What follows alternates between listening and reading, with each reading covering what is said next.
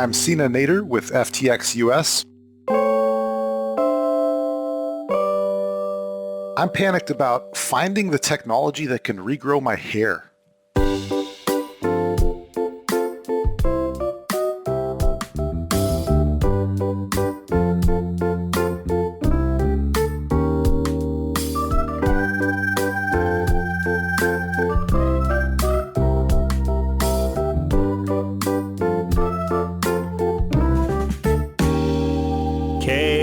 Noodle.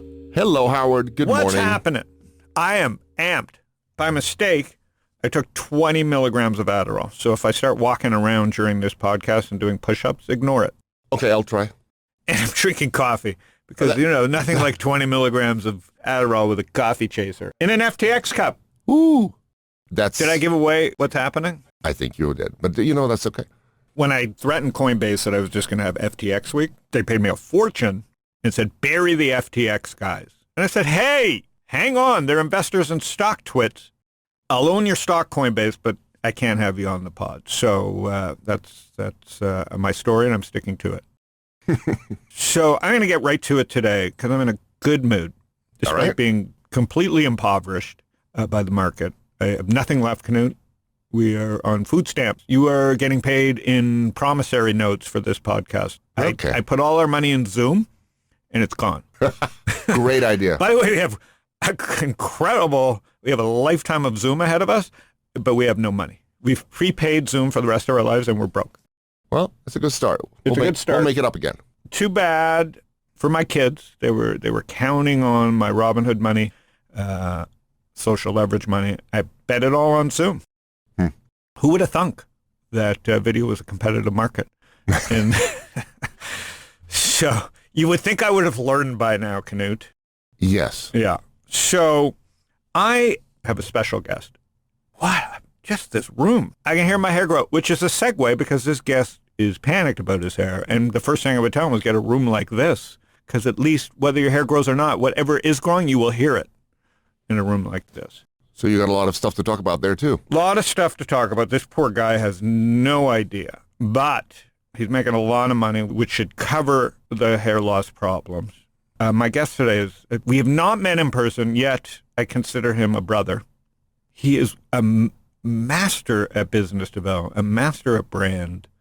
I think his background would never have given this away, so I'm excited to ask him about this stuff. When we talk business generally and goof off on Signal and exchange emails, but my guest today, Sina Nader, is head of growth brand. The company's so small, you wear a lot of hats. So I'll let him describe exactly what he does, but he's performing magic in a fast-paced crypto world on behalf of FTX, which is a juggernaut brand. I say they came out of nowhere, and I say that because the first person to mention the letters to me in that order were Sina. He called me up to ask about a private stock that I owned, and would I be interested in selling or helping them make a market in it. We became friends. I had never heard of the company. And then over the next 6 months, that's all I heard. And that led to some incredible conversations about growth and brand and crypto. He was very early to the crypto revolution. He went to Berkeley, so he's probably calling in from a picketing somewhere.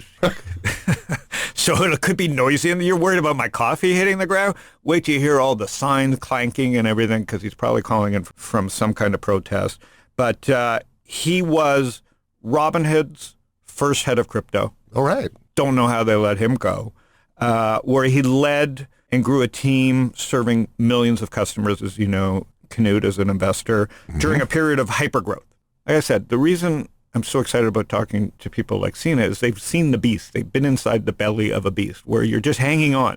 People are signing up. You don't have to do anything special. You just have to hold on and stay alive. So he swapped out of that for FTX. So I want to hear that story, how that came about.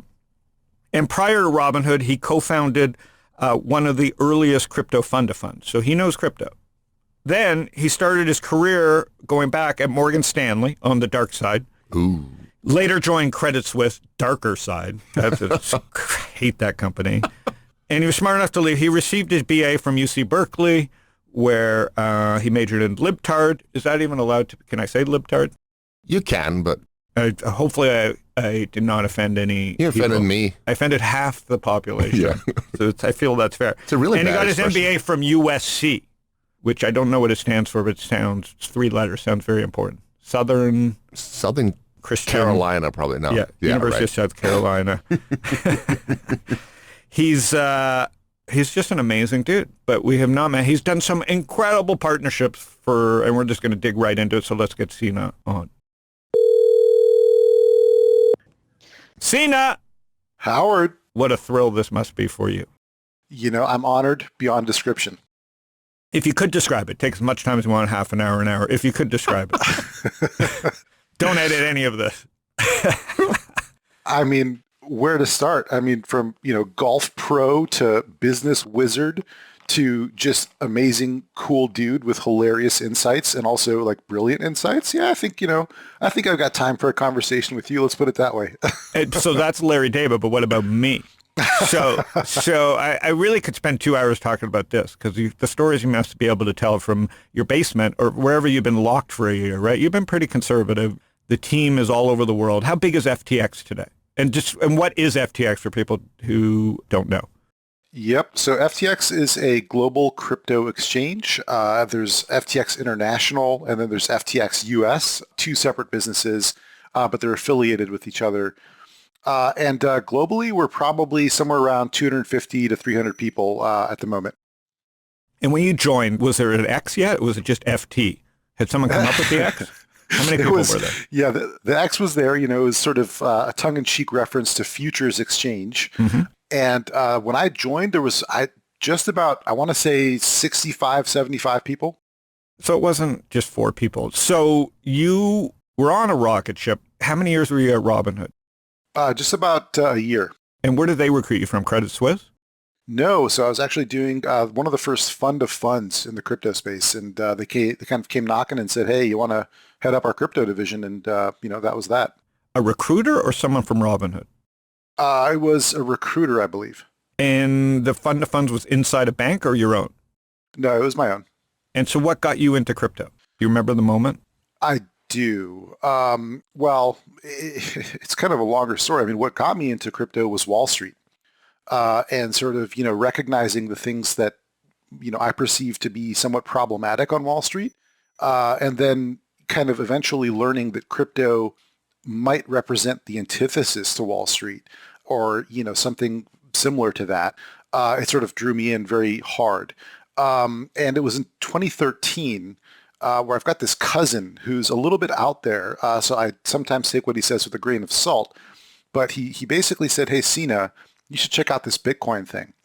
And I did. And I started talking with computer science friends and, other people that are much smarter than I am on the tech side. I didn't know you back then, Howard, otherwise I would have asked you. Of course, everybody does. But, Ground zero. Exactly. But, at some point it was like this light bulb moment it sort of built up to a light bulb moment where I was like, okay, if I'm understanding this correctly, this could be sort of a fundamental improvement in the way that people communicate value. Mm-hmm. And if that's true, I sure as hell better be involved. And so I kind of made up my mind to jump in. I didn't know what I was going to do, but I knew I had to be in crypto somehow. And what did a fund of funds, because, we invest in emerging crypto, as an investor in multi-coin. We met through a cold call by you, I think. I mean, you warm called me because you knew me, but I didn't know FTX. So what was the fund like? How did you do? How many funds were you picking? And was there a lot of funds to choose from in 14, 15? So we ended up starting the fund a little bit later, but it was a fascinating education. I mean, basically the fund of funds was my education on crypto because I got to talk to all the top crypto funds, interview them. Shortcut. Yep, and try to basically poke holes in their businesses and, how do they do custody? What happens if 2 of the principals get hit by a bus? What do they do with like legal and regulatory stuff? What about market microstructures and their trading sort of dynamic in different sort of situations? Are they hedging? So all kinds of different things that I got to sort of educate myself on by virtue of having this fund of funds. And there were probably, I don't know, call it maybe 200 to 300 funds at the peak. Really? Yep. Yeah. And in various 17, states of you quality. mean the 17 peak? That's right. Yeah. So, just got to know them, and there's quite a bit of variation. So it was really nice to see the sort of menu or the landscape and get to try to poke holes in it. So from then to today, you've seen trillions created. What's your personal take here? Obviously, you're 100% all in, but what's the future look like to you, not FTX? What's the future look like to Sina and his kids and his baby just born, but the future look like? Well, caveat this by saying, your crystal ball is just your as good, opinion, yeah. No, totally. if not better than mine, of course. But, look, as sort of trite or maybe cliched as it is, I really do think we're in the dial-up modem days here of crypto. And in the same way that when America Online was sending out those, CD-ROMs and people were jumping in chat rooms, probably couldn't predict where the internet is today, at least with any accuracy. I think crypto is going to be similar. And I think it's really going to a place where ultimately it becomes invisible in the same way that you and I don't care about TCP/IP. We don't care about what's going on, with Cisco's sort of backbone of the internet type of stuff. We just know that when I type in google.com, it works, right? Hang on, you're saying I should replace my AOL DVD now and get better internet? Canute, what the fuck are we doing? Internet Explorer, that's the one. There's something more than a DVD. It's unbelievable. All right, so exactly, we're at the dial-up stage, but we're in the dial-up stage. That means the apps that everybody's promising aren't there yet. So I agree with you. We're in the dial-up phase, and there's not enough proven yet to go beyond the chains that help everybody get onboarded. So it's like a mess out there still. Oh, yeah. I mean, it's still not user-friendly. It's still only... Which is a feature, not a bug, I still think, but... Fair. It's fair. But, we still have so much, room to grow. And I think the last estimate I heard is there's something around 200 to 220 million people that have crypto globally.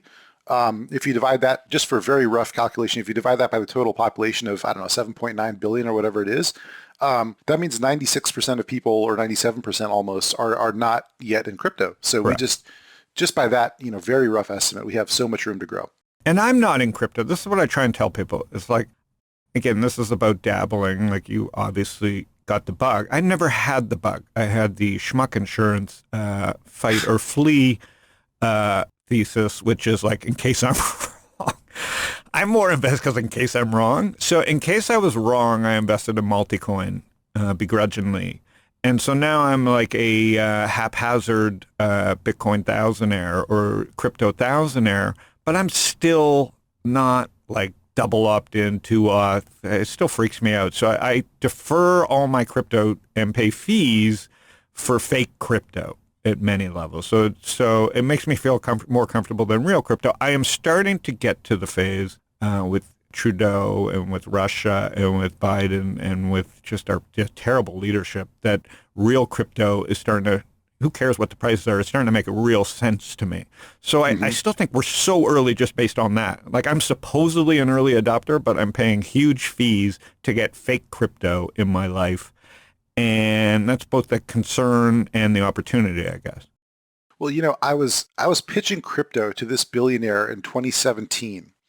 Toward the tail end of 2017, and he didn't know anything about it. He'd started to read about it. He was reading this book called Digital Gold by Nathaniel Popper. Sure. To come up to speed on the space, but he was still skeptical, of course. And he invited me up to SF. We sat down, him and his financial advisor, and we spoke. And at the end of it, he realized, okay, this is something interesting. He's like, okay, I don't know if he used the word Bitcoin, if that's going to be, 1%, 5%, or 10% of global, money and sort of trade, but it's going to be something more than it is right now. Therefore, I should probably have some. So that was his... Like a seat on the CME or the NYSE. That's the way I picture it. It's your stake. It's your table stakes. You have to have a seat.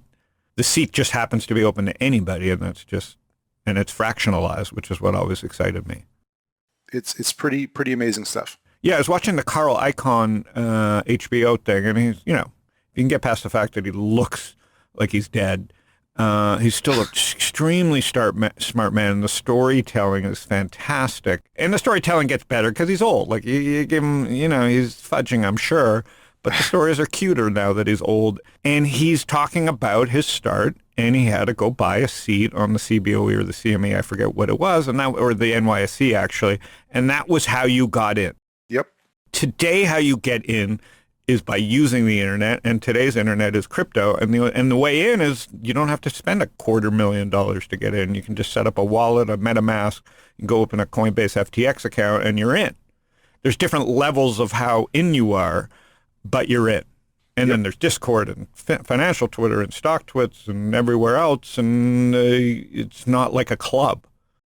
Yeah, and you know, some would say you can be your own banker, even your own central banker. You know, it's pretty remarkable what you can do with this whole new ecosystem that we're still, again, just figuring out as a society. I think how this fits in, but it's pretty remarkable when you start to think of the long-term implications.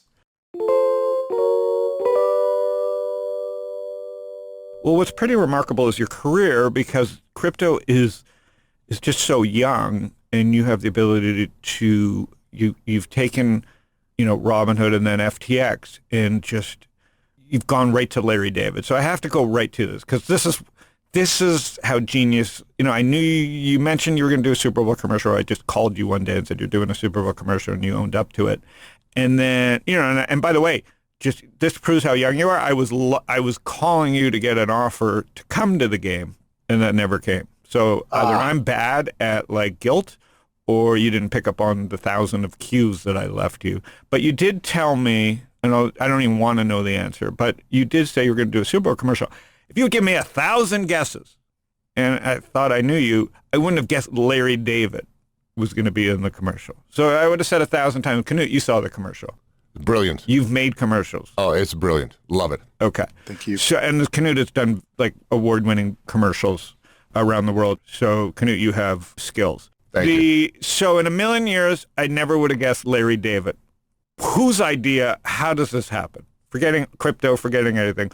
Tell me how this all goes down. So it started with a car wash in Half Moon Bay, if you can believe it. Of course, everything starts there. You know, I'm laughing. You know, it cracks me up even to talk about it, but it's true. I was driving up the coast. At the time, my wife and I were living in Santa Cruz, and I was driving up to the FTX office in Berkeley, and I was on the phone with our head of marketing, Nathaniel Whitmore, and we sort of Was Nathaniel at Robinhood too? No. No, he wasn't. Okay. But we were talking about this thing that sort of germinated from a conversation with Sam about, you know, should we or shouldn't we? And Nathaniel and I pretty much arrived at the conclusion that, you know, Sam has given us the green light if we want to do it. So should we do this thing? And we pretty much agreed. And we were almost, you know, sort of finalizing our thoughts there. And I told Nathaniel, hey, I got to hop. I'm going in this car wash. But so we agreed in principle that we're going to do an ad. We didn't know with whom. We didn't know which agency. We didn't know the details yet. We just said, okay, we're going to do this fucking thing. And so let's do it. And then, you know, I get out of the car wash. And then we talk a little bit more. And we sort of arrived at a plan. We sort of, you know, we had our short list of agencies that we wanted to work with, had them pitch us. We had one that... I don't even know how to do that. So who did you call? Like, I guess you've learned this from doing deals, and we'll get into some of the other deals. Like, who's that first call to? Or Nathaniel just has a list of agencies? Well, here's the beauty. I wouldn't even know how to do that. Well, you know, I think you probably aren't giving yourself enough credit, because it really comes down to partnerships. And and I know you've got a number of those. And, you know, basically over the course of the other partnerships that we've been, you know, fortunate to build up, and that I was fortunate to help, you know, make happen, we got to know some of, you know, our top sort of talent, who they like, you know, like who does Tom Brady and Giselle like, you know, and through them we had a sort of an idea of some of the top names. And then, you know, Nathaniel had a few names to add to the list, and we added a couple more as well. And we basically went out and said, hey, guys, pitch us your best ideas. And, you know, and yeah. I mean, we're doing everything wrong, Canute. I wanted to be in that room. You should have seen some of these ideas, guys. I mean, it was amazing. And it was kind of surreal the whole time. We're like, okay, yeah, we're you know, fielding sort of pitches for Super Bowl ads. It didn't feel real yet until this one that came across, and you know, the concept was this guy who sort of travels through time and is like skeptical of things. And by the way, we think that if possible to get Larry David, he would be the perfect The person only for person, this. because Albert Brooks, I don't know if you took this, or the people who wrote this took this from an Albert Brooks movie. I did not know that. Okay, so Albert Brooks watched a movie tonight. It's called Defending Your Life with Meryl Streep. And Okay. this fucking genius, Albert Brooks, he goes back and he's replaying. He's got to go. He's dead in a car. He was an ad exec, and he gets in a car crash, I think, and he's defending his life before he goes to heaven or hell. And they're playing back bits and moments from his fucking godforsaken advertising life. And they go to a scene with this, I'm like 11 years old watching this movie, and I knew I was going to be in finance because they're going into this scene. And Albert Brooks was so young with his crazy hair. And the whole fucking Meryl Streep's just carving him up. The judge is like, he's just getting carved up. He's going to hell. And so they play the scene where he's at like Berkeley or something, actually. And he's getting pitched by his Japanese friend that his dad is starting a watch company called Casio. This is like 30 years old. And Albert Brooks looks at him and goes, the Swiss keep time. This is the dumbest idea I've ever heard. And then they flash back to Meryl Streep saying, if you had put in like the $3,000 into this Casio investment, you'd be like a trillionaire. And so the minute I see this commercial, I'm like, oh my God, like this is played out as Albert Brooks, who's one of the greatest comedians and writers of all time, and Larry David's playing that part. So you did not know that had existed in a movie? I did not. Okay. We just, Well, we there's just no knew that. original ideas, but that's what I heard too. And when you go back and watch that movie, if you can dig it up somewhere, you will piss your pants because Albert Brooks is great. So you get pitched this idea. It's not Larry's idea. It's one of the ad agency's ideas.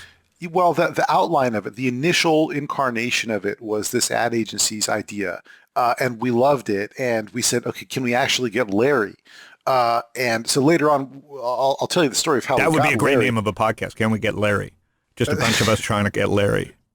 It's like, what's that movie? Get Shorty? Yeah. So how do you get Larry? So tell me how you get Larry. Well, again, the compounding power of relationships and partnerships here. If not for some of our other partnerships, Correct. no way we would have had this, opportunity with Larry, because he, wasn't the biggest sort of believer in crypto necessarily, and he wasn't sure sort of how to think of us. And so once we had, a call where I essentially pitched Larry, which by the way was fucking surreal. God, how is that? Like, okay, but keep going, but I want to come back. Just picture me bewildered pitching like my comic On a Zoom? On a Zoom call. It's him and Was his. he wearing a mask? No, he was, just sitting next to his director friend. Was he dressed like he is on the show? Exactly the same. Okay, keep going. And I'm pitching Larry David, almost, shitting my pants, saying this is one of the funniest people in history. And I love this guy, and I'm pitching him. It's amazing. And so, that happens, and that went well, and it went well enough, I think, for Larry to want to confirm that these guys are the real deal, right? Mm-hmm. He's like, okay, that sounded good, but let me just make sure, let me, do a gut check here. Mm-hmm. And so he talked to one of our other partners, another one of our relationships that we've sort of built up over the, over the course of this. And he got confirmation that, these guys are, they're good people, and they're doing real business. And, we had sort of a glowing endorsement. And next thing was Larry saying, okay, let's do this thing. And then from there, Larry took over. I mean, in terms of like for the creative side, I can tell you about that. But that's because he's seen the movie. He's seen Defending Your Life. So once you've seen Defending Your Life, you can just do it 100 different ways. Well, that's the thing. There was actually, that's a very good guess. There was 87 different script rewrites. You could just do this forever. Well, and then imagine Larry David riffing on this stuff, right? Yeah. And like, the coffee one was probably my favorite. What was your favorite, Canute? You've only seen it once, Canute. Yeah, so I just saw it once. What was your favorite, Sina? I mean, the fact that Larry David is in the Super Bowl commercial for, with us like that. Yeah. So now know. you're Zooming him. How fast is the Zoom, and did he insult you? He had his friend insult me on his behalf. Huh. He was very polite and very kind, and he is skeptical of crypto a little bit. You could tell. Pretty skeptical. It's a good guess, but the concept was so smooth that he just like, he's like, okay, here's what we're going to do. Like, this is the types of things that I'm thinking about. And he actually came in with like sketches and like, things that he wanted to do. Like he was bought It was in. a layup. He was, You yeah. wrote a layup idea. Well, it was that, but also like, then there was this like, thing where he's like, I still don't understand this blockchain thing. And I thought the call was going well, so I figured, I'll take a risk here. I'll be like, listen, do you want me to explain it to you right now? And he's like, sure, go ahead. And so how'd you do? Well, I said, you know what? It's essentially a spreadsheet in the sky that keeps track of who has what and when. And that's it. And were you smoking at the time? I was not, no. Okay. Was Larry smoking? A pipe? Anything? Not that I So a was spreadsheet in the sky. So I get it. Excel, an open Excel in the sky. Yep. Anyone can access it and read it and see what's on there and see who, who has what and when.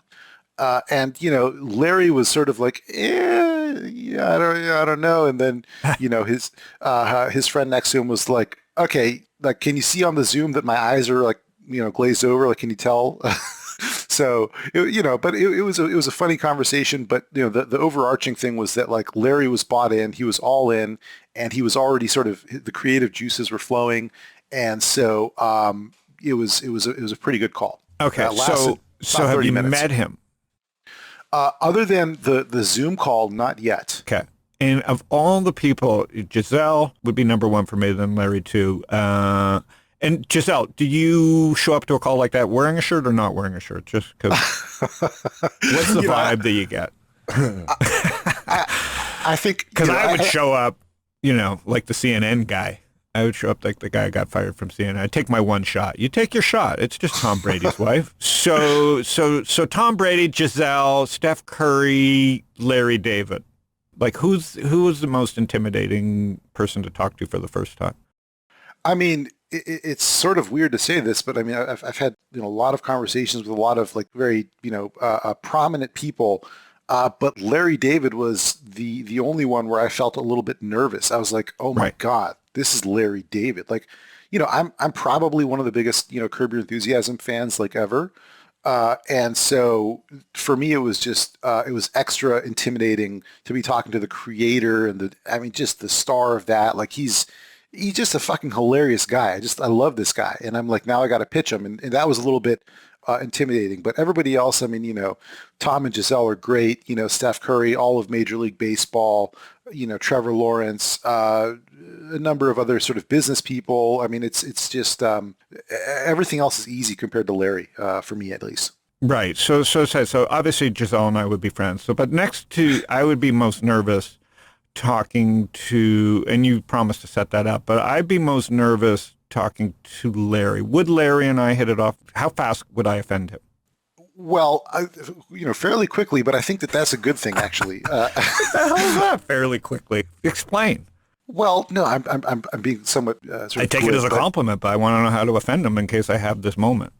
Well, it's just, by nature of exploring and being present enough to like make fun of everything that's around and like things that are happening. Like you're invariably going to say something that somebody would find offensive, but I think that's the kind of stuff that Larry likes. Yes. I mean, isn't that what you like? Isn't that how you build a brand? Exactly. Well, it's authentic and it's fun and engaging and just enjoyable to listen to. So that's why I think that, yeah, you'd probably offend him a little bit, but he's also, smart enough to enjoy that. So I think he'd probably hit it off, quite frankly.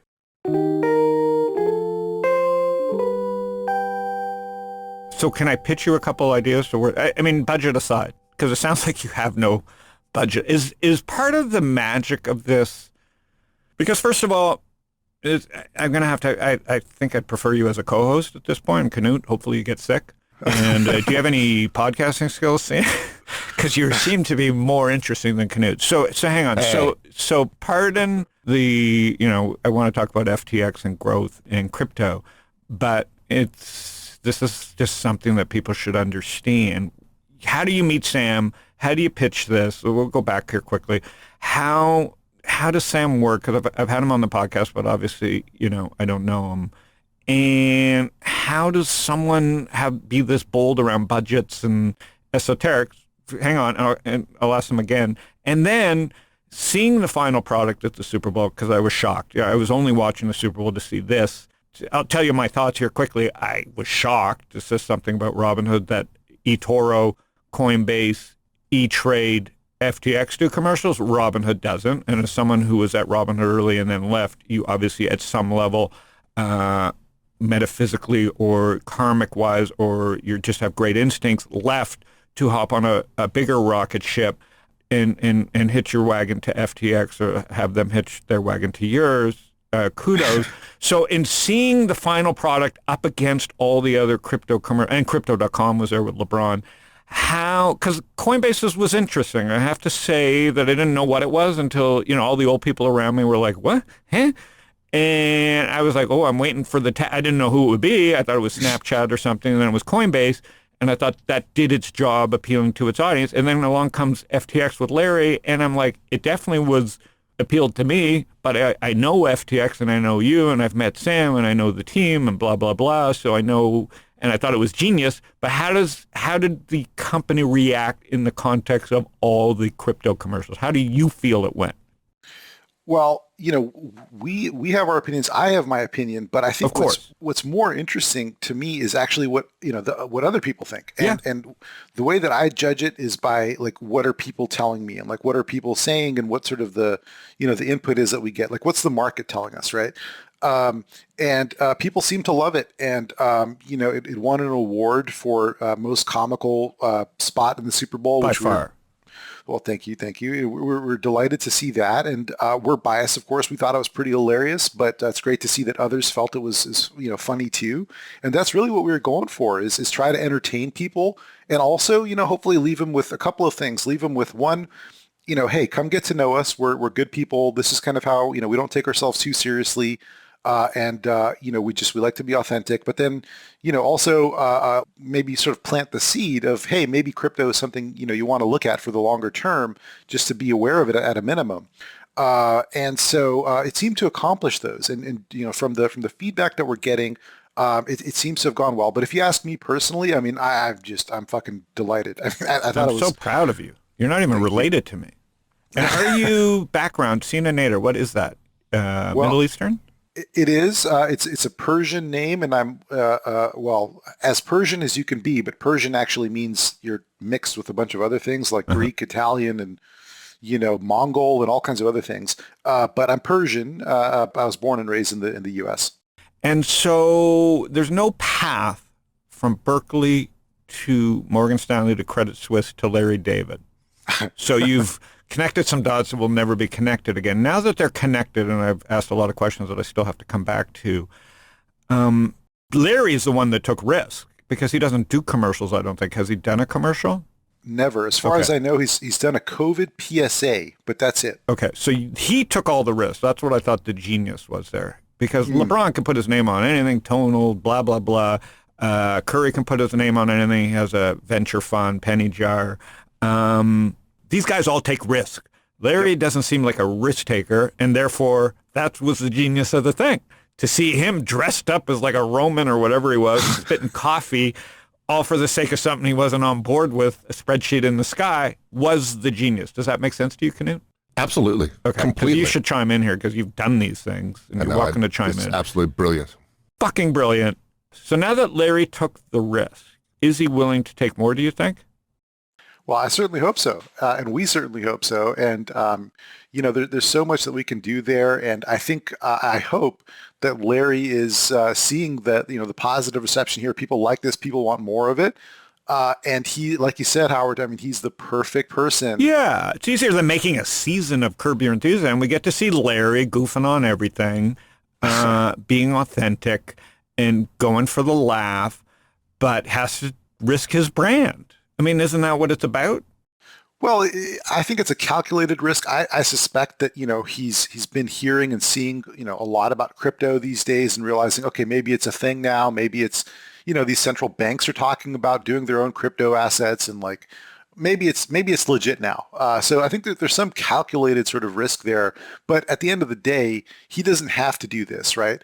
And so I think I believe that he felt that it would be fun. At the end of the day, it's a fun thing for him to do. And that's really, that's what he was going for. And hopefully I think that's what we achieved. All right, so 2 pitches. Can you just chime in which one you like best for the next commercial? And I don't need credit. I don't even need $1. I'd like to be on the Zoom call, maybe even on dark mode. Is there a dark mode on the Zoom that I've risked my whole life for? My family nest egg canoe. The 2 pitches. I think I pitched you one over Signal, but I've fleshed it out a little more. And by the way, does anybody at my age is nonsensical in text as me? Do you have any conversation where I know you're laughing out loud once in a while. Is there anybody in the business that can make you laugh like me? No, see, this is why I want to get you and Larry David together, because I think it'd be, I want to get you guys in a room and just like stand back and let you guys I'm willing talk. to just be on a Zoom full double mask, Knut. So just right there. I'm willing to be on a Zoom. He never has to see my face. We can jarble my voice. I just want to pitch him. So here's my fleshed out pitch. So, because of stock twits and FTX, Knut. Yep. So it's me and Larry golfing. I'm explaining crypto further to him. I don't have just a regular guy that he golfs with, an annoying guy at Riviera, where he can come out to Scottsdale National, Silverleaf. Larry, he'll come play golf. And it's us on Twitter and stock twits trolling people.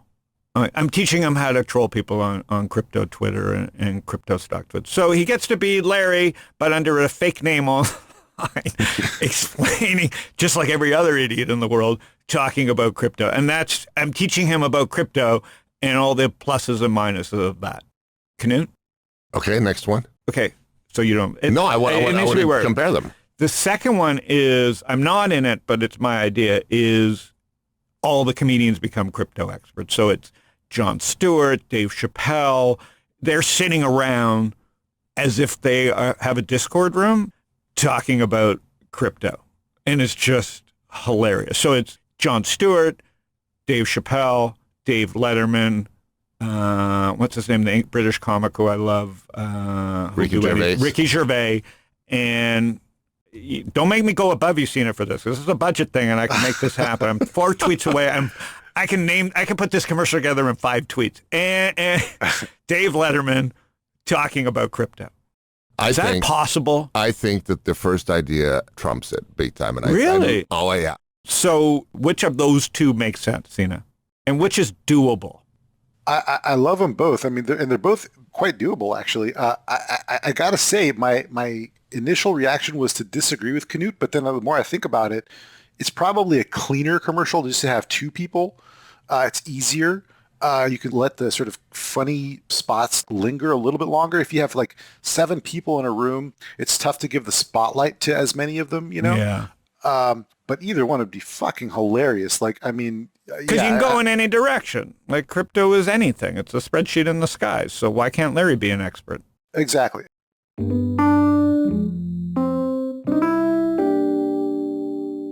How do you meet Sam? How does this go down?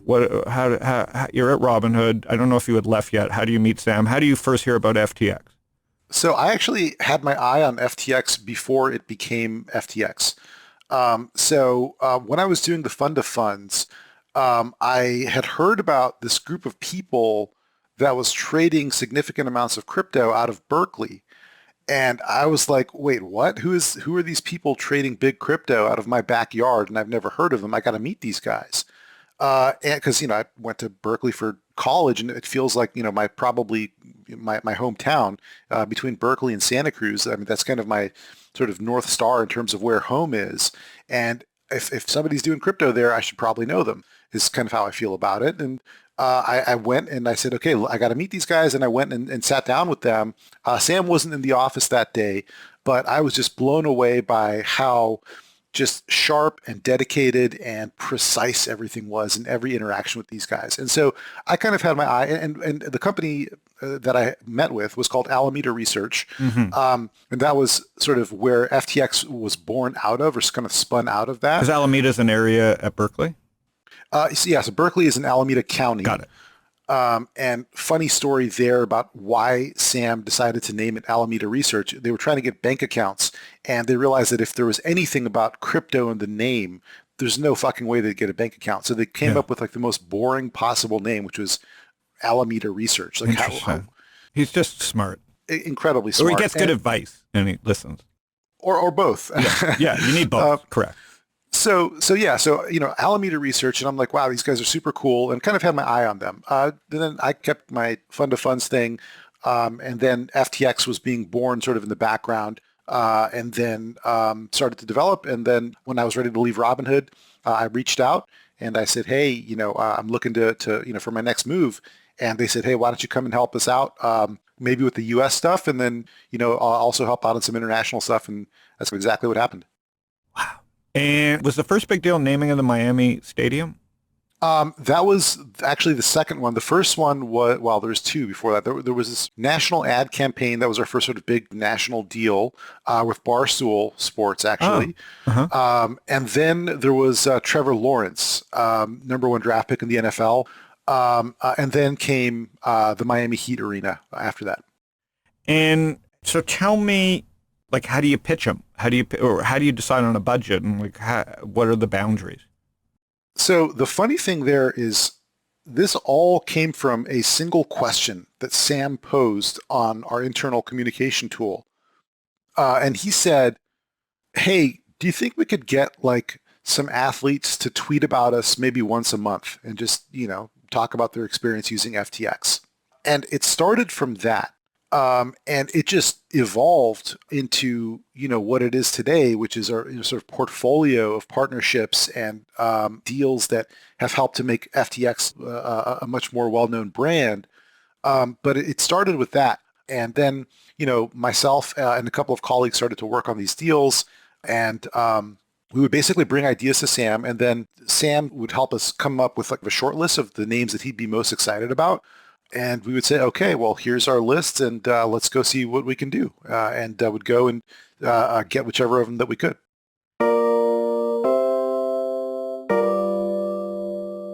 And so today, I mean, in a world where you got to run the business and then kind of keep the momentum going, what's the focus? I mean, you're only 250 people. The valuations, I think, publicly disclosed on around in the 30 billion and the 8 billion, the U.S. and the international. Yep. So there's all this pressure on, 250 people, this is stuff, when Instagram sold for $1 billion, they were 19 people, or WhatsApp sold for 19 billion, they were a small amount of people. Now we've got a combined $40 billion operation with under 300 people or under 400 people. How do you decide as someone who like works from home and like it's a remote team, basically a global remote team, how do you decide who to place where and how to grow? So it's interesting. We're very much an in-office culture. So we do actually default to being in the office, whether that's in our Bahamas headquarters for FTX International or our offices internationally in Hong Kong or elsewhere. And then the U.S., we have our headquarters in Chicago. We've got Berkeley, which is soon to be SF, and then Miami as well. So we kind of default to being in the office. But in terms of the way we make decisions, we're super decentralized and super flat. So basically, if anyone has an idea that we or they or some combination of people believes has positive expected value, unless there's some specific reason not to, then chances are we're going to go for it. And so it's pretty much like, hey, hey, Sam, like, here's an idea. I think it's good because of X, Y, and Z. And here's what it would take to do it. What do you think? And he'll give it a thumbs up, and then we're off to the races. That's pretty much how it works for a lot of the things that we do. Now, it helps that the core business is profitable. So much like Coinbase, right? Like it helps that he's not dipping into VC money to think outside the box. Don't you think that helps? Well, it's always nice to have resources, yeah. And so how do you decide now, what is like the day-to-day of your role? What is the role like defined on a business card, and how do you wake up every day and think about FTX? Wow, I love that question. So, I mean, on paper, my title is head of partnerships. In practice, we're a small company and everyone wears so many different hats. And it's fucking fun as hell because, I mean, what we're doing is we're all trying to grow the business. We're all trying to provide a great experience for our customers, and, just generate value for our stakeholders. And whatever sort of falls under any of those buckets, we're going to go for it.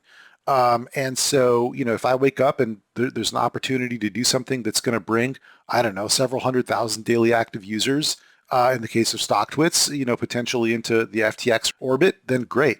Or if it's, I wake up and, oh, there's an opportunity to do something with Snapchat, for example, and there are hundreds of millions of daily active users, Right. Where we can put, crypto pricing in Snapchat, then I'm going to chase that down.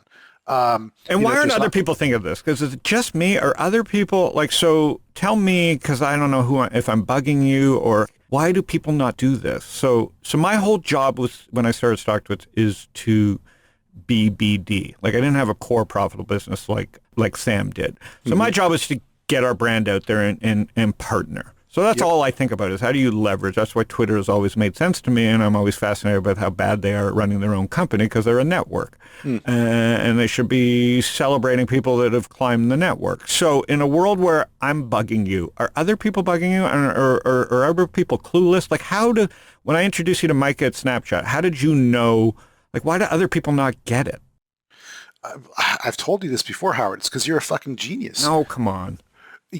Honestly, like, I mean, you have a vision for stuff and you see clearly, and there's so much noise out there that to get the signal for a lot of people, including myself sometimes, there's just so much, noise out there. It's tough to sort of separate, things out.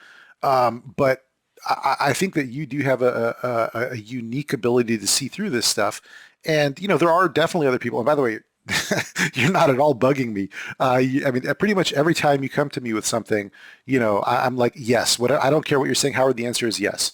But Yeah, the FTX leggings, I haven't seen those. We have socks. We got socks. Oh, socks is nice. It's nice. It's a step down. So is it because you're taking risks. The Snapchat thing is maybe not be risk, but like you're dealing with the right person. Obviously, I just can't, like in my world, Snapchat should have a brokerage built on top of Alpaca. Like they're all at the bitch of Apple, and they're all scared to get out of their lane. And it turns out that everybody says, well, crypto's just trading and finance, but that's the only way out of everybody's lane because you're actually doing a service. So I just don't get why the other networks aren't thinking like this. I think there's so much stuff going on. And, I think there's a lot of groupthink happening, would be my guess. But yeah, I mean, look, at the end of the day, it's about how can we bring more value to more people? And if we have something that someone else doesn't, or they have something that we don't, or ideally both of those conditions are true, then you get together, you let East meet West, and, it's a beautiful thing.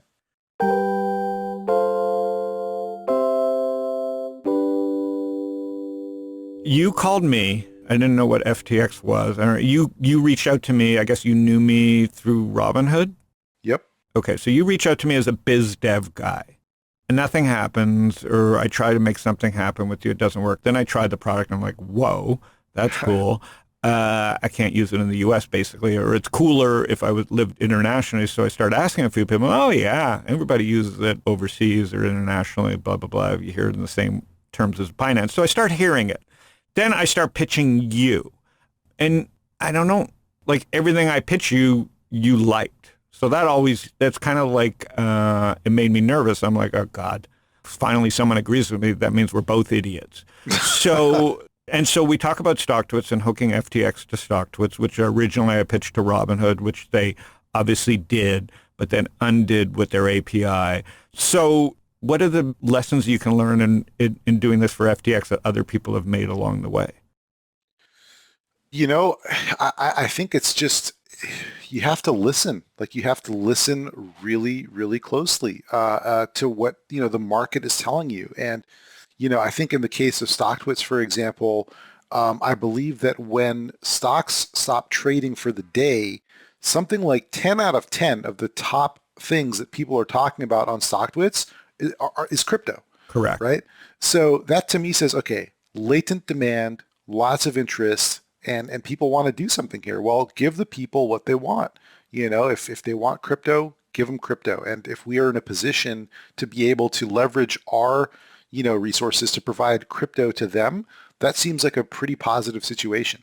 And so I think it's really about, listening to the market and understanding what it is exactly that you have that you can offer. And in the case of FTX, we kind of like view ourselves as one big API. And so if we can leverage that API to or a set of pipes or a set of, an infrastructure that can provide stuff to people, well, let's look for any and all situations where we can leverage that, those pipes and provide access to people and create value. And that's pretty much, our sort of North Star. A couple more questions. So with Sam, what is it about him at such a young age? Like, what is he doing that's different? Like, it's like Zuckerberg meets Evan. It's like he's a little bit of everybody, but what is the secret that you think? My goodness, that's a great and also difficult question. Yeah. I mean, because he's so young. He's young, but he's also wise, and he has great people around him. He grew up with parents that are both law professors at Stanford. So he has this deep understanding of the importance of the law and compliance. And I think that's what a lot of people don't see from the outside. People see, FTX, fastest growing exchange in the world, all this innovation, all this really exciting stuff, which is true. But what they don't see is that underneath that, there is a bedrock appreciation for the importance of compliance. And that sort of informs everything that we do. So that's kind of one. The other thing is, having a goal that's bigger than yourself. And I know that's maybe a little bit cliche, but in the case of Sam, I've never seen anybody for whom this is more true and authentic to who they are. Sam literally wants to make as much money as he can to give it all away, and not give it away kind of willy-nilly, but to give it away to the most effective charities that are out there. And that's because in college, before he got into trading, before he got into crypto, when he was in college, he fell in love with this concept called effective altruism, which basically means how can I leave the biggest positive impact on the world? And essentially that comes down to making money and giving it away to good charities, to effective charities. That's what drove him to go to Wall Street, and because that's where he thought he could make the most money. And he did that. And then he realized, well, there's an opportunity perhaps to make even more money in crypto. So he went there, again, with the goal of being able to make a positive impact on the world. Now, a lot of people say that they want to make the world a better place. Sam literally lives it. I mean, he wears shorts and T-shirts, barely wears shoes, lives with roommates, does not have a big house, does not have a fancy car, does not have yachts or planes or anything like that. He is honestly the most down-to-earth person that I have ever met, or that I can think of that I've ever met. And that's remarkable for someone who's in their 20s, self-made multi-billionaire. Usually that conjures up a lot of images. Oh, self-made billionaire in their 20s doing tech things. Oh, they must be. We've heard that story. Right, exactly. But Sam is so completely different than that. And the awesome thing is when you sit down with him, when you talk with him, when you see the way that he actually spends his time, you see that this guy, like, this is real. Like, this is what he's actually trying to do. He's trying to make the world a better place, and he does it in ways that he doesn't really even talk about. Like, he's not trying to draw attention to it. And so I think when you have that set of things in the background, that you're not just trying to make money for yourself, you're actually thinking on the scale of how much does it take to save one life, from malaria in like sub-Saharan Africa, and now how do I scale that up to millions of people? And then how much does it take to, improve, I don't know, the carbon footprint in like, the Brazilian, rainforest? Okay, and then how do I scale that up? Like, when you think of in those terms, it drives you to want to do more and more, because there's so many things in the world that actually do need to be improved, and it takes billions and probably trillions of dollars to do that. And that, I think, drives Sam in a way that I haven't seen with anybody else before. And what scares you about the U.S. government? And obviously, we can't get into details, but like, are you nervous about policy? Like, is that the wild card for U.S.? Because it's happening everywhere else. So what do you wake up and worry about? Or is that over your pay grade and you don't care? I'm honestly hopeful, because at the end of the day, I think government wants to facilitate commerce, and government ultimately wants business. And if that's true, then, I don't think it benefits anybody to stifle innovation for the long term. So long term, I think we get to a more efficient state, and I do think that involves regulation. And I think actually that as a company, we like regulation. We want to have all the licenses that we can possibly have. So basically, our view is tell us what licenses we can have, and we'll apply and we'll get them. We'll apply for any single license that we can because we want to be regulated. So it doesn't make me nervous. If anything, I'm hopeful that we get to a state where, relatively soon, where the regulators realize that, hey, this can be a force for good, in the same way that the internet can be a force for good and is a force for good. So let's regulate it. Let's come up with, the right sort of tax regime around this, and let's let the market do its thing. And I suspect that's ultimately what's going to happen. All right, that was awesome. We'll end it there. I taken enough of your time. Get back to work. Pitch Larry. Cool job. Thank you. You want your kid to have this type of job and excel at it, because it's kind of like a tough job, because it's an open, if any kid that would take this job has to, what do you do first? It's not fires. You're creating fires. You're not putting them out. Anyways, amazing. I'm proud to be involved. You guys are investors in StockTwits, full disclosure, but that came from our discussions, much like a lot of the partnerships. I think it's like you pick up the phone and you network and you share ideas, and that's the beautiful thing about all these, whether it's podcast or Twitter or StockTwits. It's like all these things are possible, and the speed of which things are getting done is insane. So kudos to you, my man. I will see you on the internet. Sina, thanks for doing this. It's really fun to watch this stuff happen. So I appreciate being included in all this stuff in some small way. You know what? You are the man, Howard. Appreciate you, and thanks for having me on. All right, buddy.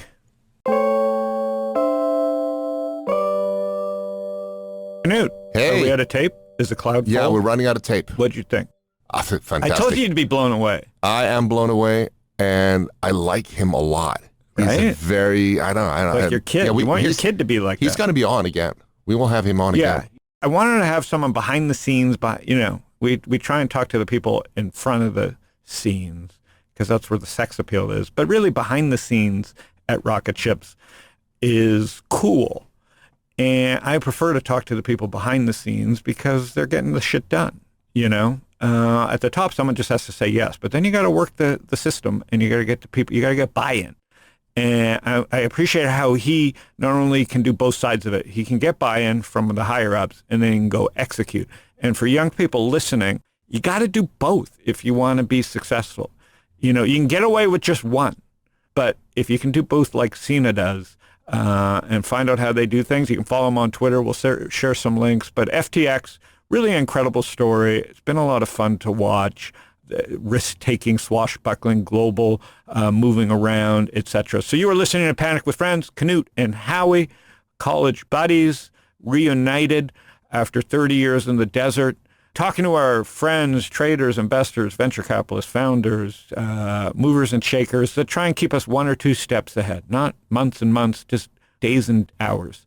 You can go to Spotify, Google, Apple, search my name, Howard Lindzen, or Panic with Friends. You will hit subscribe, and you will get one of these a week. And tell your friends. But subscribing really helps, and then you won't have to be bothered. You'll get an alert once a week. Thanks, Knut, and we'll see everybody next week.